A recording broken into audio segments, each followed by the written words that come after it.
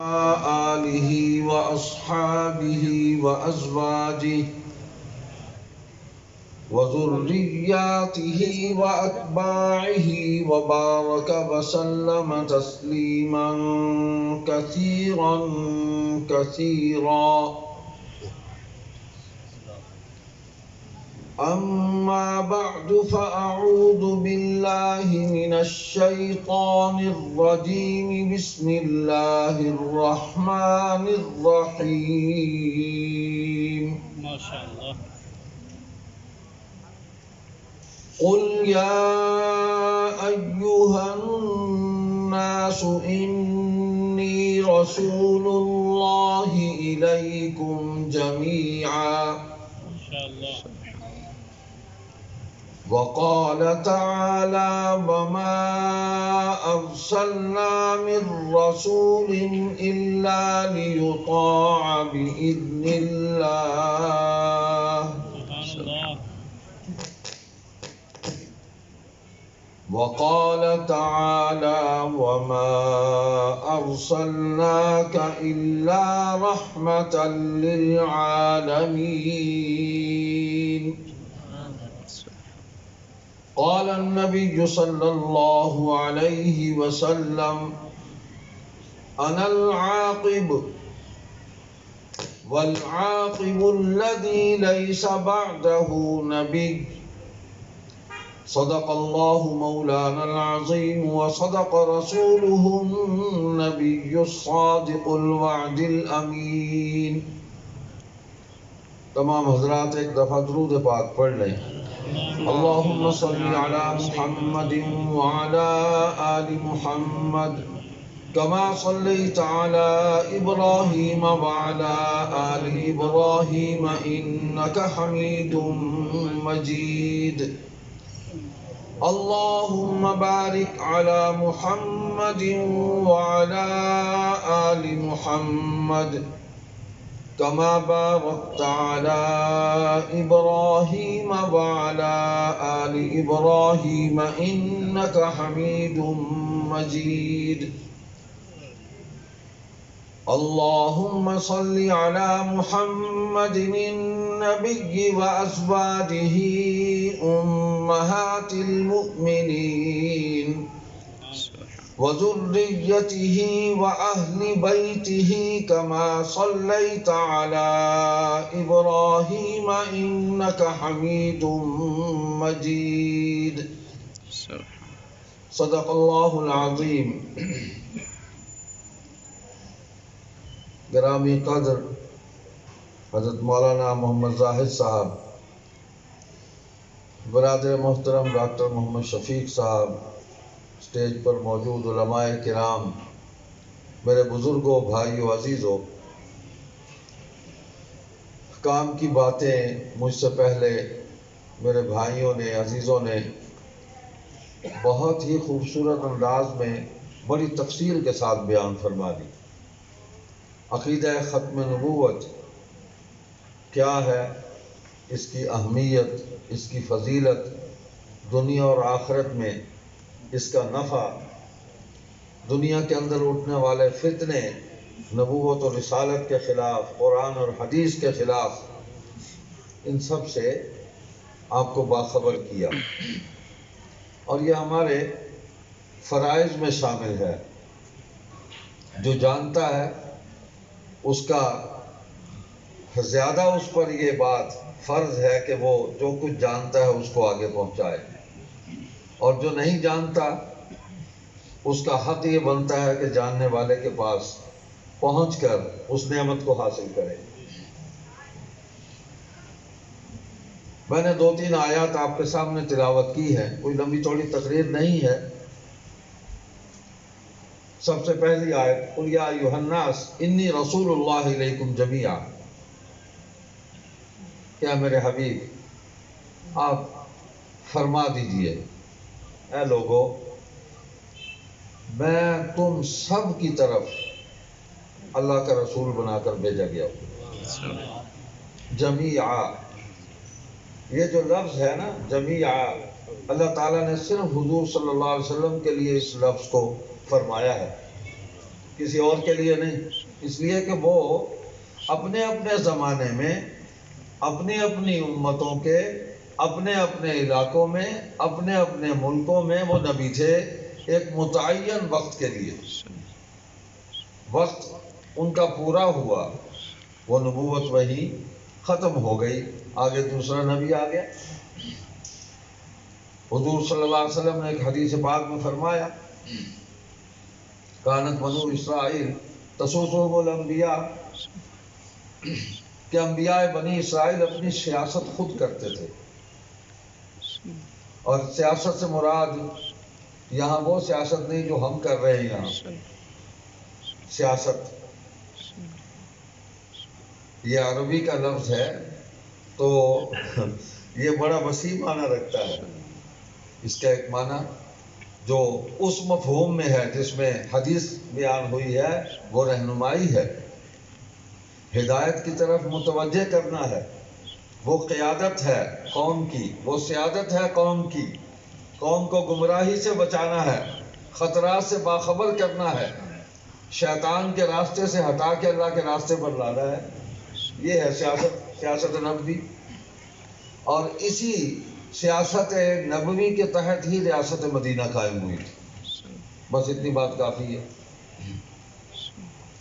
تو حضور صلی اللہ علیہ وسلم کو جمیعا جو فرمایا تم سب کی طرف میرے حبیب اعلان کر دو، تو سب جو ہیں اس کے اندر آپ صلی اللہ علیہ وسلم کے عہد مبارک سے لے کر جب آپ نے اعلان نبوت فرمایا ہے اس عہد مبارک سے لے کر قیامت تک کے تمام زمانے اس کے اندر آ گئے.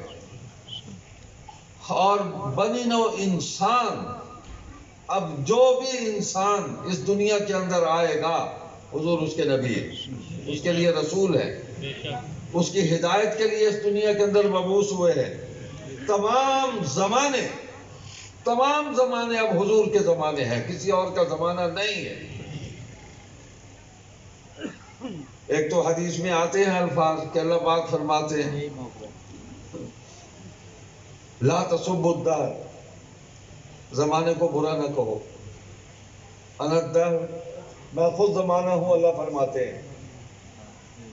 تو یہ جو کچھ دنیا میں آپ کو نظر آتا ہے، جو کچھ بھی ہے اس دنیا میں، یہ اللہ کے حکم سے ہے. اور وقت بھی اسی میں شامل ہے، وقت بھی اللہ کے حکم سے ہے. اس وقت کے اندر اللہ کی جن جن نشانیوں کا ظہور ہوتا ہے وہ بھی اللہ کی طاقت اور قدرت سے ہے.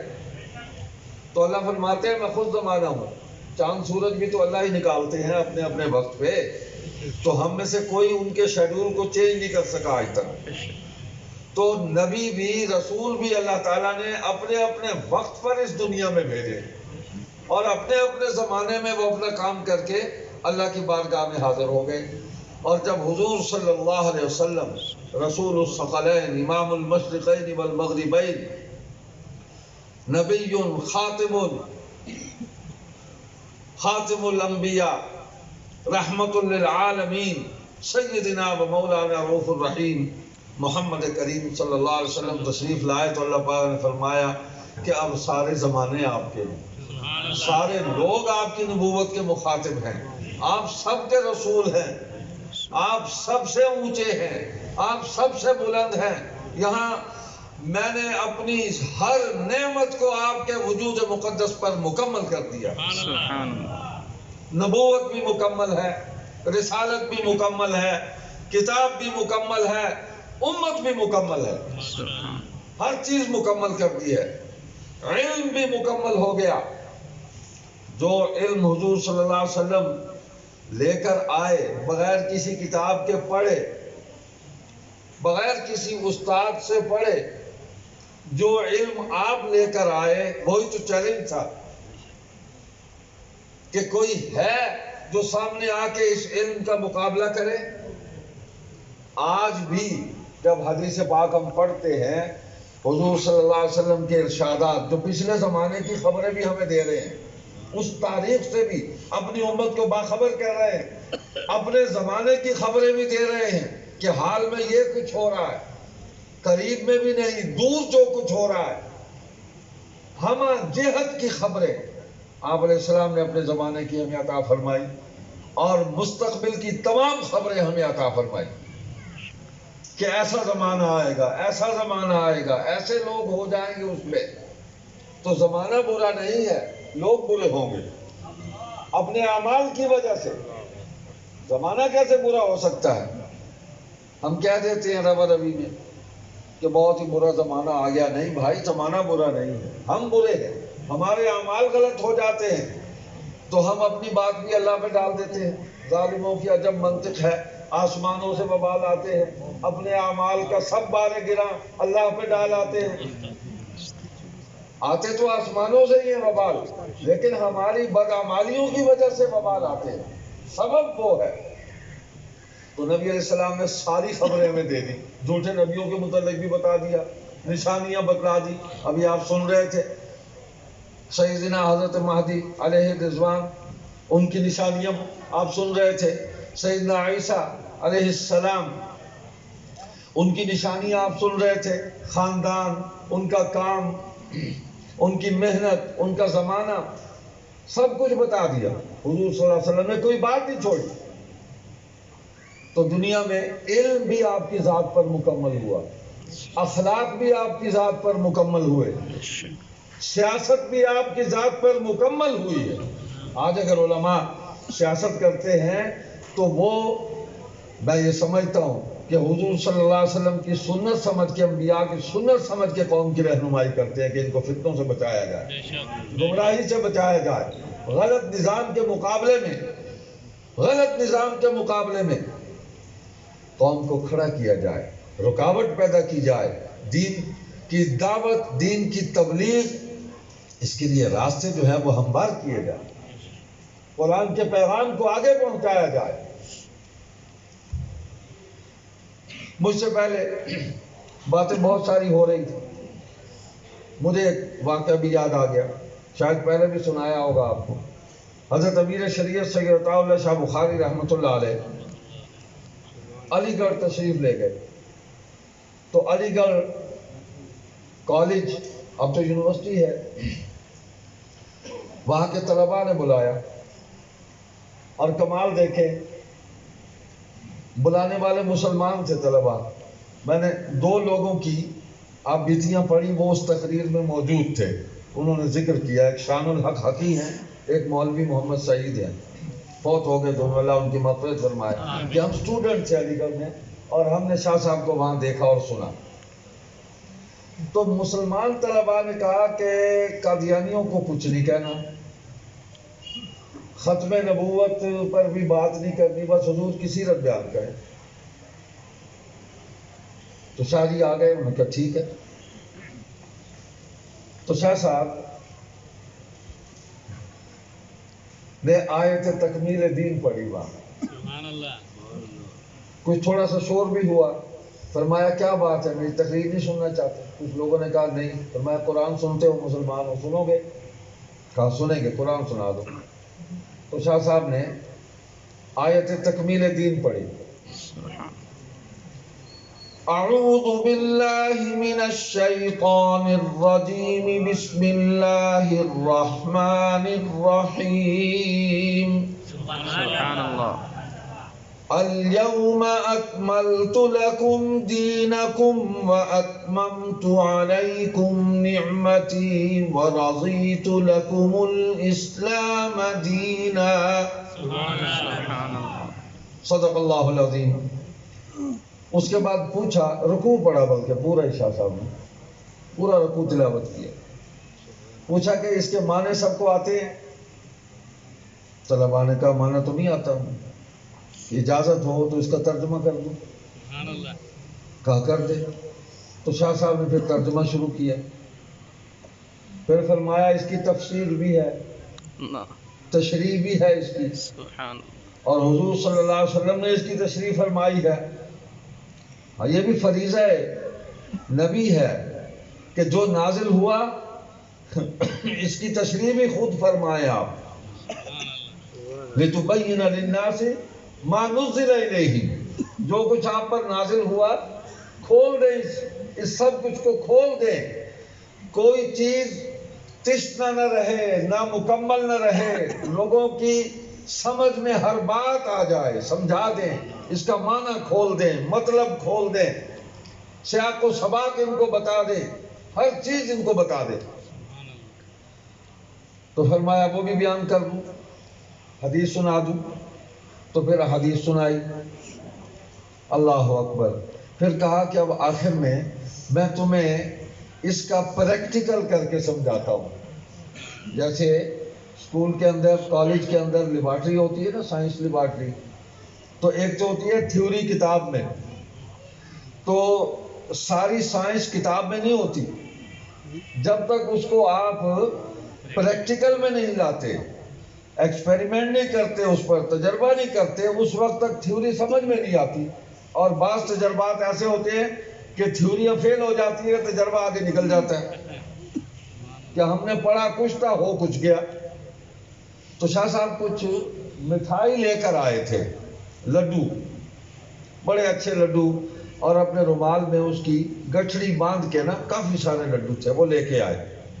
تو پھر سٹیج سے اترے کہ میں تمہیں پریکٹیکل کے ذریعے تمہیں ختم نبوت سمجھاتا ہوں، اس آیت کو دیکھو کیسے میں تمہیں سمجھاتا ہوں۔ سٹیج سے نیچے اترے تو پہلی قطار میں جو لوگ بیٹھے ہوئے تھے، اساتذہ تھے، بڑے لوگ تھے، ظاہر بات ہے پیچھے طلباء تھے، آگے استاد بیٹھے ہوئے تھے۔ تو شاہ صاحب ایک نکر سے شروع ہوئے اور ایک ایک لڈو ایک ایک استاد کو دیتے چلے گئے اور آخر تک چلے گئے۔ درمیان میں ایک بچہ بیٹھا ہوا تھا، اس کو چھوڑ دیا، اس کو لڈو نہیں دیا۔ واپس جب آئے تو کافی سارے لڈو بچے ہوئے تھے، تو وہ پورے کا پورا رومال، وہ گٹھڑی جو ہے، اس بچے کی گود میں رکھ کر فرمایا اتممت علیکم نعمتی، اللہ اکبر، سبحان اللہ۔ کہ نعمت اللہ نے مکمل کر دی ہے، یہ اب کچھ نہیں، اب لڈو کسی کو نہیں ملے گا، سبحان اللہ۔ ختم ہو گئے لڈو۔ تو فرمایا حضور صلی اللہ علیہ وسلم کو اللہ تعالیٰ نے ساری نعمتیں عطا فرما دی اور نعمتیں مکمل کر دی۔ سب سے بڑی نعمت نبوت اور رسالت ہے، مکمل کر دی ہے۔ اب یہ لڈو کسی کو نہیں ملے گا۔ سبحان اللہ۔ جس نے کچھ کھانا ہے، جس نے کوئی نفع اٹھانا ہے، وہ یہی آئے حضور صلی اللہ علیہ وسلم کے قدموں میں آ جائے، حدیث بھی ملے گی، قرآن بھی ملے گا، آخرت کا فکر بھی ملے گا، اعلیٰ اخلاق بھی ملیں گے، سچا اور سچا کردار بھی ملے گا، جرأت اور بہادری بھی ملے گی، علم بھی ملے گا۔ اتنی نعمتیں ملیں گی کہ تم شمار نہیں کر سکو گے۔ وَإِن تَعُدُّوا نِعْمَتَ اللَّهِ لَا تُحْصُوهَا، اللہ نے اتنی نعمتیں دی ہیں، گننا چاہو تو گن نہیں سکتے، تمہارے شمار میں نہیں آئیں گی۔ تو اس طرح سمجھایا، عوامی سطح پر آ کر لوگوں کو عقیدہ سمجھایا اور اس فتنے کا مقابلہ کیا۔ 1920 میں سب سے پہلے شاہ صاحب نے امرتسر میں مولانا ثناء اللہ امرتسری رحمۃ اللہ علیہ، اہل حدیث عالم تھے، بہت بڑے عالم تھے، وہ بھی علامہ انور شاہ کاشمیری کے شاگرد تھے۔ تو ان سے مشورے کے بعد مرزا بشیر الدین جو مرزا قادیانی کا بیٹا تھا، اس کے جلسے میں گئے۔ اس نے شہر میں جلسہ رکھا ہوا تھا، یہ دور تھا کہ قادیانی کھلے عام جلسے کر کے لوگوں کو کفر و ارتداد کی تبلیغ کیا کرتے تھے۔ آپ تصور کر سکتے ہیں کہ ہمارے اکابر نے کس ماحول میں عقیدہ ختم نبوت کے تحفظ کی محنت شروع کی اور پرچم ختم نبوت کو فضاؤں میں لہرایا اور چراغ ختم نبوت کو جلایا ہے۔ کس ماحول میں کہ برٹش امپائر، انگریزی حکومت ان کی مکمل سرپرستی کر رہی تھی، بلکہ نبی پیدا ہی انہوں نے خود کیا، خود تیار کیا۔ رپورٹس پڑھ لیں آپ، بہت ساری چیزیں آپ کو نیٹ پر موجود ہیں۔ ایچ اے وائٹن کی کتاب پڑھ لیں، 1918 میں لکھی ہے اس نے، مرزا قادیانی کا اس نے ذکر کیا، احمدیہ موومنٹ، کہ کس طرح ہمارے جو تھنک ٹینکس تھے انہوں نے مسلمانوں کے اندر تفرقہ، انتشار پیدا کرنے کے لیے اور جہاد کے جذبے کو ختم کرنے کے لیے اس شخص کو انہوں نے چوز کیا، اس کو چنا۔ پڑھ لیں اس کتاب، خود لکھتے ہیں، انگریز لکھتے ہیں۔ تو اس طرح اور جس کو پیدا کیا اس نے ساری زندگی انگریزوں کی تابع داری کی. اے کاش وہ حضور صلی اللہ علیہ وسلم کی فرما برداری کرتا، ایمان کی نعمت سے تو معروف نہ ہوتا. تو شاہ صاحب نے 1920 میں اس کے بیٹے کے جلسے میں کھڑے ہو کے اس کو للکارا. اس نے حدیث غلط پڑھی تو اس کو ٹوکا کہ حدیث صحیح پڑھو، نہیں چلنے دوں گا ایک قدم بھی آگے، ایک لفظ نہیں بولنے دوں گا. 3 دفعہ اس کو ٹوکا اور تیسری دفعہ وہ اسٹیج چھوڑ کر بھاگ گیا. فبہت الذی کفر جاء الحق وزهق الباطل ان الباطل کان زہوقا. نعرہ تکبیر، اللہ اکبر، ختم نبوت زندہ باد، تخت ختم نبوت زندہ باد، امیر شریعت سید اللہ شاہ صاحب بخاری زندہ باد، امیر شریعت سید اللہ شاہ بخاری زندہ باد. بے شک وہی زندہ باد ہیں جنہوں نے کام کیا ہے. یہ ان کے احسان ہے کہ آج ہم اس راستے پر چل رہے ہیں سارے، ان کی دعاؤں کا صدقہ ہے. تو تنہا ایک آدمی کھڑا ہوا اور ان کے پورے جلسے کو درم برم کر دیا. شاہ صاحب فرماتے تھے کہ میں نے دائیں بائیں دیکھا کہ جو قادیانی بیٹھے ہوئے ہیں، میں نے کہا یہ 20-25 آدمی اگر مجھ پر حملہ آور ہوں گے تو ان کو میں اکیلا کافی ہوں. یہ ہے قوت، اکیلا کافی ہوں، ان سے نمٹ لوں گا میں. اور پھر نکل آئیں گے بیچ میں سے مسلمان بھی، اللہ مدد کرے گا انشاءاللہ. تو یہ دور تھا. 4 سال گزرے تو قادیان میں جلسہ تھا. حضرت علامہ انور شاہ کاشمیری رحمۃ اللہ علیہ، سب کہیں رحمۃ اللہ علیہ، محسن ہیں ہمارے، ختم نبوت کا کام کرنے والے ہر کارکن کے محسن ہیں، ہر مبلغ کے محسن ہیں کہ انہوں نے ہمیں اس راستے پر لگایا. جو فکر انہوں نے دیا اور جس اضطراب کے اندر وہ اس کام کے لیے باہر نکلے، ہمہ وقت وہ بیتاب اور مضطرب رہتے تھے. جو ان کے قریب آیا اس کے ہاتھ میں ختم نبوت کا جھنڈا دے دیا انہوں نے. جو بھی آیا، شاگرد آیا تب، کوئی ملنے آیا تب، فرمایا یہی کام ہے، اس کو کرو. اور کوئی کام سب سے بڑا فتنہ ہے یہ اسلام کے خلاف، امت مسلمہ کے خلاف. جب نبی کی ذات سے ہمارا تعلق مشکوک ہو گیا تو پھر باقی کیا رہا. تو علامہ انور شاہ صاحب کی صدارت میں جلسہ، سارے شاگردوں کو اکٹھا کیا، مولانا بدر عالم کو، مولانا مرتضیٰ حسن چاندپوری کو، مولانا ثناء اللہ منصری کو، اور بھی لوگ تھے. تو مولانا بہاول قاسمی کو، اور اسی طرح سید اللہ شاہ بخاری رحمۃ اللہ علیہ کو بلایا ہوا تھا. قادیانیوں نے حملہ کیا اس جلسے پر، اور رات کو جہاں یہ بزرگ ٹھہرے ہوئے تھے ان گھروں پر حملہ کیا. تو شاہ صاحب نے وہاں جو تقریر کی 1924 میں، تو فرمایا یہ امن کے علمبردار ہیں. دعویٰ ان کا یہ ہے کہ ہم دنیا میں امن قائم کرنا چاہتے ہیں. تو اس کا مظاہرہ دیکھ لیا آپ نے، ان کی زبان اور قول کچھ ہے، ان کا عمل کچھ ہے. تو اس کے جواب میں ہم نے وہ کام نہیں کرنا جو انہوں نے کیا. ہم نے دین کی دعوت دینی ہے اور صبر کرنا ہے اور اللہ سے مدد مانگنی ہے. اور تم دیکھو گے اگلے سال یہاں اس سے بڑا ہجوم ہوگا. تو وہ جلسے چلتے رہے تا کے 10 سال عطا اللہ شاہ بخاری پورے ہندوستان میں گھوما ہے. اس دوران مجلس احرار اسلام بھی بنا دی 1929 میں. حضرت انور شاہ صاحب رحمۃ اللہ علیہ کے حکم پر جماعت بنا دی.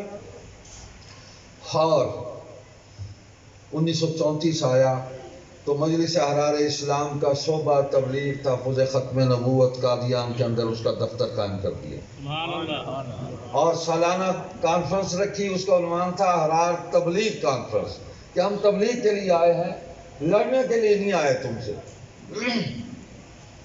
پورے ہندوستان سے مشائخ، علماء، صحافی، وکیل، تاجر، ہر طبقے سے تعلق، طلباء، اساتذہ، ہر طبقے سے تعلق رکھنے والے لوگ وہاں پہنچے. جیسے آج رائے گنج میں پہنچتے ہیں، اسپیشل ٹرینیں چلی ہندوستان سے، لاکھوں انسان اکٹھے ہو گئے. شیخ الاسلام حضرت مولانا سید حسین احمد بدی رحمۃ اللہ علیہ کی صدارت اور عطا اللہ شاہ بخاری کی تقریر. اللہ اکبر، کیا منظر ہوگا. تو اس وقت شاہ جی کے ہاتھ پر وہاں 16 قادیانیوں نے اسلام قبول کیا. یہ تھی وہ محنت، یہ تھی وہ خواہش، یہ تھا وہ مشن کہ بھٹکے ہوئوں کو راہ راست پر لے آؤ اور جن کے دل مردہ ہیں اس میں ختم نبوت کی شمع روشن کر دو. آج بھی ہمارا یہی مشن ہے. ہم کسی کو گولی مارنے کے لیے تو نہیں کھڑے. ہماری قادیانی سے کوئی ذاتی دشمنی نہیں ہے. عقیدے پر ہماری ان سے لڑائی ہے کہ تمہارا عقیدہ باطل ہے. مجھے ایک مثال یاد آ گئی. اب آپ کے علاقے کی مثال ہے. ہمارے کبیر والا میں ایک بزرگ ہوتے تھے حضرت مولانا محمد شفیع رحمۃ اللہ علیہ. پرانے لوگ تو بہت جانتے ہیں ان کو. بہت دلیر آدمی, زبردست آدمی. تو ایک دفعہ وہ تقریر کر رہے تھے تو انہوں نے ایک مثال دی اور اپنی زبان میں وہ مثال انہوں نے لوگوں کو سنائی. انہوں نے کہا لوگوں ایک دکان ہے میری, میں اپنی دکان ہر سودا سچا تے کھرا رکھا ہوا, کوئی ملاوٹ کوئی نہیں, سچا سودا ہے. تے ایک دکان میرے نال بنی ہے, سودے اے وچ بھی وہ پائے, گیہوں دا ٹین میرے کو نہیں پیا ہے, اس کو نہیں پیا ہے. لیکن میں ہن اے تے دسنا ہے کیوں میرے بھراؤ, اے جڑا گھیو دا ٹین اس دکان وچ پیا نا, اس ٹین دے وچ چوہا مویا ہویا نے, اے گھیو نہ لبیا ہے. اے میں دسنا کہ میرا گھیو پاک ہی نے تے خالص ہی نے, اے تے گھیو چوہا مویا ہویا. دیکھیں جیسے بھائی ڈاکٹر آصف صاحب فرما رہے تھے کہ قادیانیت کے اس دور میں نمازیں بھی میں پڑھتا رہا, تہجد بھی پڑھتا رہا, روزے بھی رکھتا رہا, صدقات بھی میں دیتا رہا, قرآن کریم کی تلاوت بھی کرتا رہا, ساری نیکیاں کرتا رہا, لیکن کوئی نیکی کام نہ آئی. حبطت اعمالہم فلا نقیم لہم یوم القیامت وزنا. یہ سب اعمال برباد ہو جائیں گے اور قیامت میں کسی تول میں نہیں آئیں گے. کوئی نماز, کوئی روزہ, کوئی چیز, کوئی قرآن کی تلاوت کسی تول میں نہیں آئے گی. اس لیے گیو دے ٹین چوہا مویا ہوا. کہتے ہیں کہ ہم توحید کا عقیدہ ہمارا قادیانی کہتے ہیں. ہم کہتے ہیں کہ تم اللہ تعالیٰ کو مانتے ہو, لیکن مرزا قادیانی نے اللہ تعالیٰ کے بارے میں ایسے گندے الفاظ کہے ہیں کہ میں بیان نہیں کر سکتا یار. بچے بھی بیٹھے ہیں اور ہماری مائیں بہنیں بیٹھیاں بھی سن رہی ہیں. ایسے گندے الفاظ اللہ تعالیٰ کے بارے میں لکھے ہیں کہ میں بیان نہیں کر سکتا. مانتے تو ہو اللہ کو کہ ہے, کیسے مانتے ہو؟ کہتے ہیں کہ ہم ختم نبوت پر بھی ایمان رکھتے ہیں. بھائی رکھتے ہو, لیکن ساتھ نبوت کو بھی تو جاری کرتے ہو.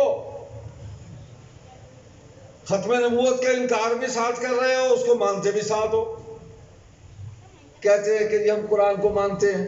بھائی مانتے ہو, لیکن قرآن کی ہر وہ آیت جو رسول اللہ صلی اللہ علیہ وسلم کے لیے اللہ نے نازل فرمائی, حضور کا مقام اور منصب بیان کیا, کہتا ہے وہ میں ہوں.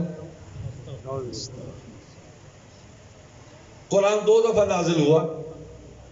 پہلے مکہ میں نازل ہوا, وہ تکمیل دین کے لیے تھا. پھر اٹھا لیا اللہ تعالیٰ نے یہاں سے, دنیا خالی ہو گئی قرآن سے. یعنی اس جملے کے اندر کوئی وزن ہے.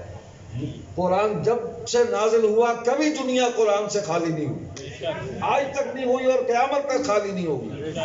کوئی زمانہ قرآن کے حافظ سے خالی نہیں ہے. کہتا اٹھا لیا اللہ تعالیٰ نے, اور پھر اشاعت دین کے لیے دوبارہ مجھ پہ نازل کیا. اب وہ اپنے معنی پہ نہ رہا. یاتی من بعد اسمہ احمد, یہ تو عیسیٰ علیہ السلام حضور صلی اللہ علیہ وسلم کی آمد کی خبر دے رہے ہیں کہ وہ محمد بھی ہیں, وہ احمد بھی ہے. کہتا ہے یہ میرے بارے میں ہے. تو قرآن کو مانا, لیکن تحریف کر کے, دجل اور تلبیس کر کے قرآن کے معنی اور مفہوم کو بدل کر قرآن کو ماننا کام نہیں آئے گا. نماز پڑھتا ہے, مانتا ہوں جی نماز 5 فرض ہے, لیکن جب اشہد ان لا الہ الا اللہ واشہد ان محمد عبدہ ورسولہ کہتا ہے تو رسول اللہ صلی اللہ علیہ وسلم کی نبوت اور رسالت کے اقرار کے ساتھ وہ اپنی جھوٹی نبوت اس کا بھی ساتھ اظہار کرتا ہے, اور شرک فی النبوت کا مرتکب ہوتا ہے. شرک فی النبوت کا مرتکب ہوتا ہے. تو ختم نبوت پر بھی ایمان ختم, نماز پڑھتا ہے, نماز بھی غلط. اسی طرح کہتے ہیں صحابہ کو مانتا ہوں، لیکن خلفائے راشدین کی توہین کی اس نے. کہتا ہے میں سارے صحابہ کو مانتا ہوں، میں اہل بیت کو بھی مانتا ہوں، اہل بیت کی بھی توہین کی ہے اس خبیث نے. توہین کی ہے، بکواس کی ہے. سیدہ ام المومنین خدیجہ رضی اللہ تعالیٰ عنہ کے بارے میں ایسے غلیظ اور گندے الفاظ اس نے کہے ہیں. سیدہ فاطمہ رضی اللہ تعالیٰ عنہ یعنی بنت رسول اللہ بھی مانتا ہے، ان کے بارے میں بکواس بھی کی ہے اس نے. ام المومنین حضرت خدیجہ کو مانتا ہے لیکن ان کے بارے میں بکواس کی ہے.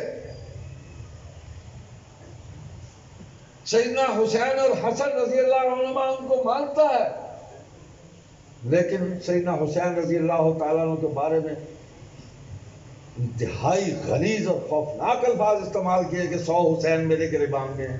حسین مردے کانے پہ لعنت، مردے کانے پہ لعنت. بس وہ پڑھ رہی ہے، ہمیں بھیجنے کی اتنی، یہ کام کسی اور پہ وقت لگا دے. تو سیدنا حسین کی بھی توہین کی. وہ تو کافر ہیں. میں کہتا ہوں ساری امت مسلمہ جمع ہو جائے، سیدنا حسین رضی اللہ تعالیٰ کے جوتے کو لگی ہوئی جو مٹی ہے نا، اس مٹی کا کروڑواں جو ذرہ ہے اس کے برابر بھی امت نہیں ہو سکتی، نہیں ہو سکتی.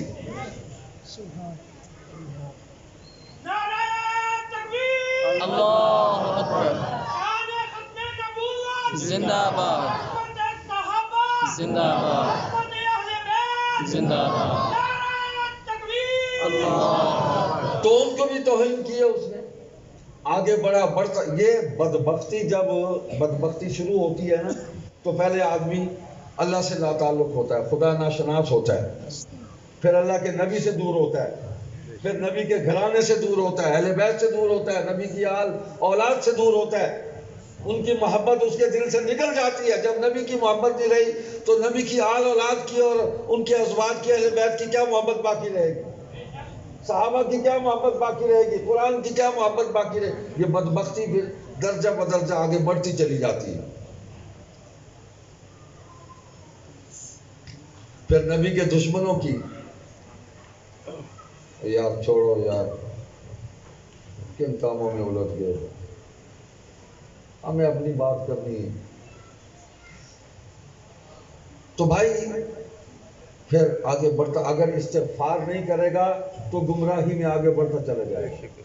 استغفار ہی وہ واحد ذریعہ ہے جو حضور صلی اللہ علیہ وسلم نے اپنی امت کو تعلیم کیا ہے کہ شیطان کے تمام حملوں اور حربوں سے تم بچ جاؤ گے، اس کے پھیلائے ہوئے جال سے تم بچ جاؤ گے، اللہ کی پناہ میں آ جاؤ گے. تو حضور کے دشمنوں سے پھر محبت کرتے ہیں لوگ. پھر حسین سے محبت نہیں کرتے، حسین کے دشمنوں سے محبت کرتے ہیں.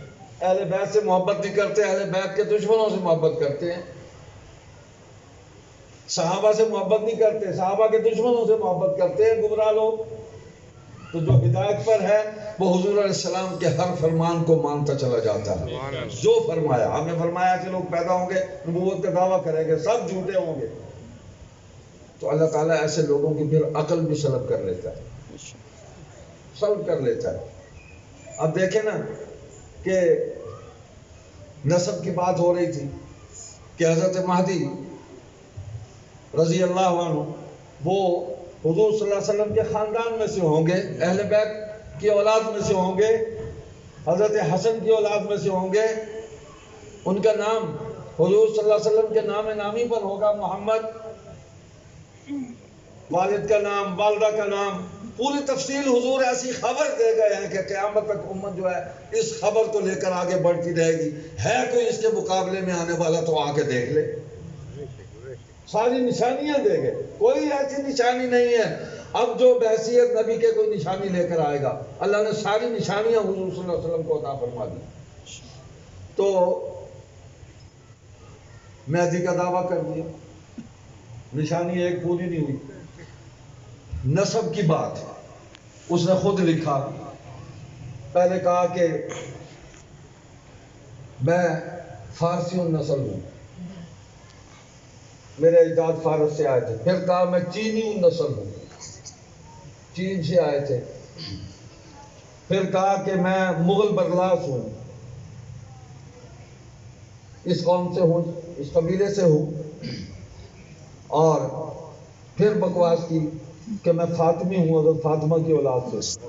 بعد میں یاد آیا نا کہ وہ حضرت مہدی تو حضرت فاطمہ کی اولاد میں سے ہوں گے، تو آخر میں یہ کہا۔ آپ دیکھیں اس نے 4 اپنے نسب بتلائے ہیں۔ کوئی شریف آدمی ایسا کام کرتا ہے؟ وہ یہی بتائے گا میرا باپ فلاں ہے، میرا دادا فلاں ہے، میرا پردادا فلاں ہے، اپنی پیڑھیاں گنتا چلا جائے گا جہاں تک اس کے پاس محفوظ ہے حفاظت کے ساتھ شجرہ، وہ بتا دے گا، ادھر ادھر نہیں جائے گا۔ ایسا نہیں ہے، یہ تو ایسا ہی ہے۔ کوئی آدمی کہہ دے کہ جب میں پیدا ہوا تو اما اور ادھر آنا جی وہ بڑے مصروف ہیں، وہ کسی بازار گئے ہوئے ہیں، میں اور ماسی اور گھر جام پہ وہ مل گیا۔ تو 4 نسب اکٹھے کیے۔ کہا کہ میں چھوٹا سا تھا تو ایک استاد فضل الہی تھا، اس کے پاس مجھے پڑھنے کے لیے بھیجا، پھر ایک اور تھا اس کے پاس مجھے بھیجا، تو اس سے میں نے کچھ کتابیں پڑھی، صرف نحو پڑھی، پھر ایک اور تھا گل علی، اس سے میں نے کوئی منطق، فلسفہ، حکمت، میں پھر میں نے اپنے باپ سے پڑھی۔ یہ ساری باتیں کر کے پھر ایک جگہ اس نے کہا، تھوڑا سا ہی آگے جا کر، جھوٹے کا آدھا نہیں ہوتا تو پیچھے میں کی آنکھ آیا تو ہون میں کیا ادب ہے۔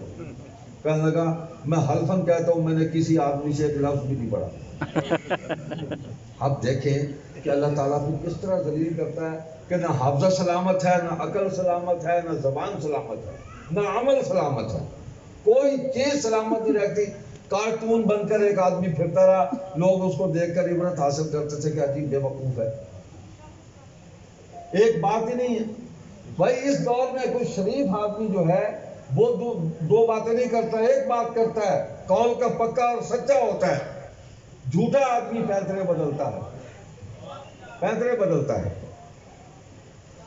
تو یہ کیفیت ہے، ہم قادیانیوں کو اسلام کی دعوت دیتے ہیں۔ حافظہ اتنا ہے کہ مطلب ہے کہ وہ حدیث میں آیا، حضور صلی اللہ علیہ وسلم نے فرمایا کہ دمشق کی جامع مسجد کے مشرقی جو کنارہ ہے اس پر جو مینار ہے، اس مینار پر سیدنا عیسیٰ علیہ السلام نازل ہوں گے، پیدا نہیں ہوں گے، پیدا ہو چکے، پھر آسمانوں پر اٹھا لیے گئے، نازل ہوں گے اور پھر ان کو اتارا جائے گا، اور جس کیفیت میں وہ آسمانوں پر اٹھائے گئے تھے ویسے ہی فرشتہ لے کے آئے گا۔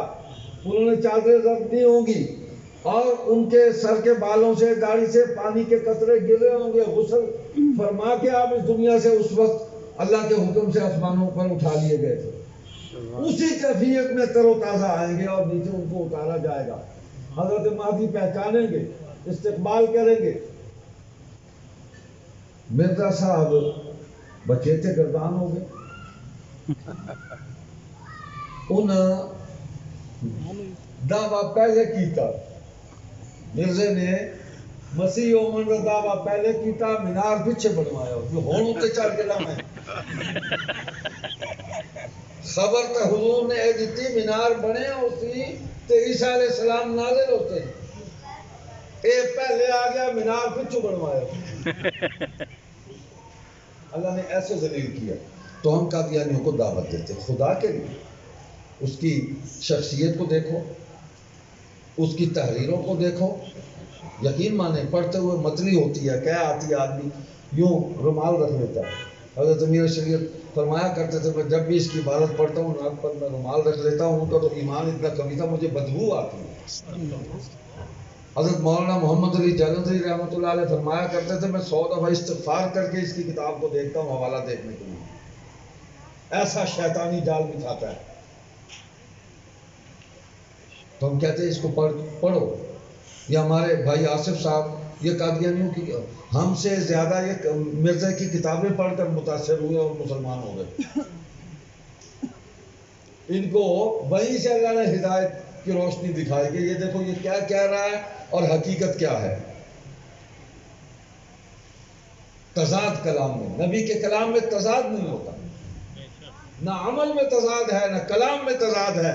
نبی کی زبان سے کبھی گھٹیا لفظ نہیں نکلتا، ہمیشہ بلند سے بلند اخلاق کے ساتھ حضور کی زبان سے اعلیٰ لفظ جو ہے وہ نکلے۔ حضرت ابوبکر صدیق رضی اللہ تعالیٰ نے عرض کیا یا رسول اللہ آپ کی گفتگو میں آپ کے کلام میں ادب بہت ہوتا ہے. سبحان ادب یہ ادب دوسرے معنوں میں ہے. یہ ہمارا جو لٹریچر ہے جو ادب ہے اس میں جو الفاظ کا شکوہ ہے اس میں جو بلاغت ہے زبان کی. تو حضور صلی اللہ علیہ وسلم فرمایا اللہ تعالیٰ نے مجھے کلام کے ساتھ ادب بھی عطا فرمایا. سبحان اللہ. ایسے خالی کلام نہیں دیا. تو قرآن عطا کیا تو قرآن کو بیان کرنے اور اس کو سمجھانے کا جو قرینہ سلیقہ اور جو ادب عطا فرمایا اس کو بھی حضور کی ذات پر اللہ نے مکمل فرما دیا.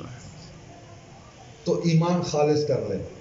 یہ جو اسلام کے مقابلے میں دوسرا دائرہ بنا لیا نا آپ نے اور اس دائرے میں اسلام کی اپوزیشن بن کر بیٹھ گئے یہ نہیں چلے گا امت میں.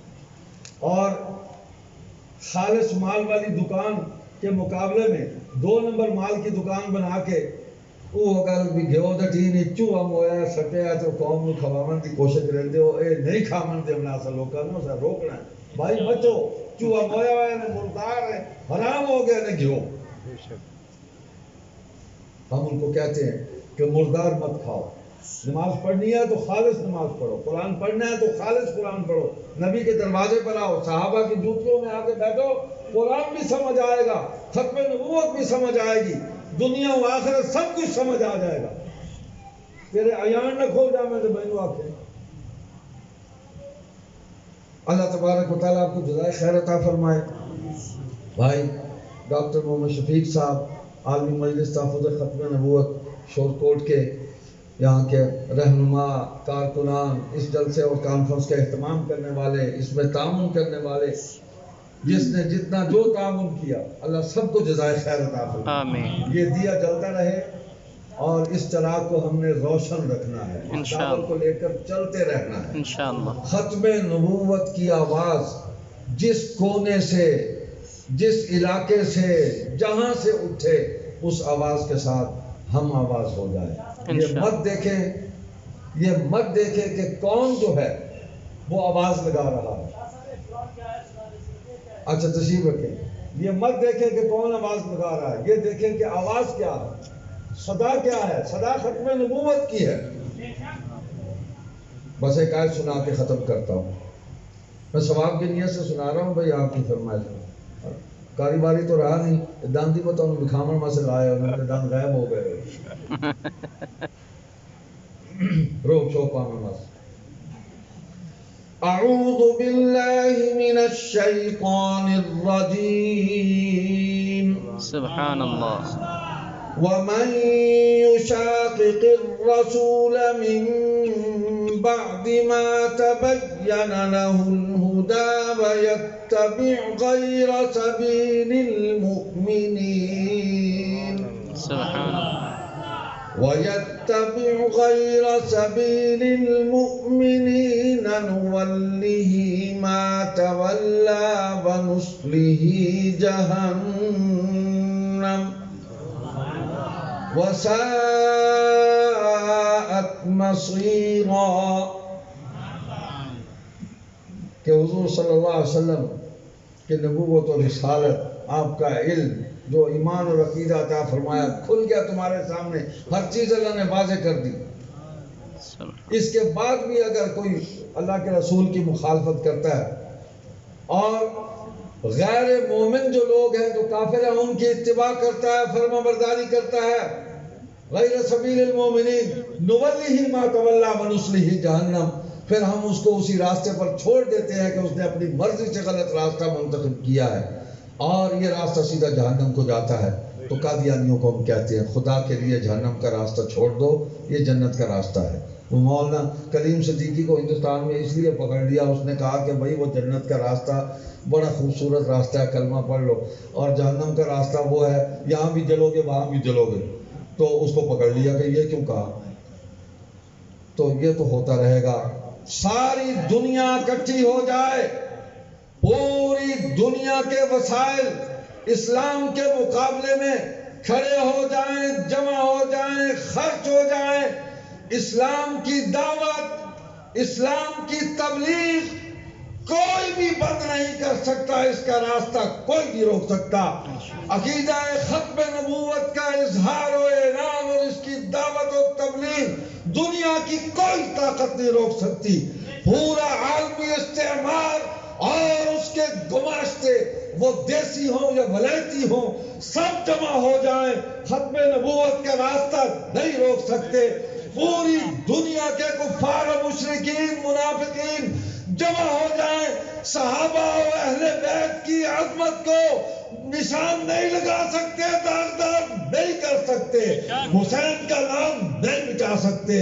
حسین کے دشمنوں کا نام مٹ جائے گا، اہل بیت کے دشمنوں کا نام مٹ جائے گا، لیکن حسین کا نام قیامت تک تابندہ اور پائندہ رہے گا، قرآن زندہ رہے گا، ختم نبوت کا پرچم لہراتا رہے گا۔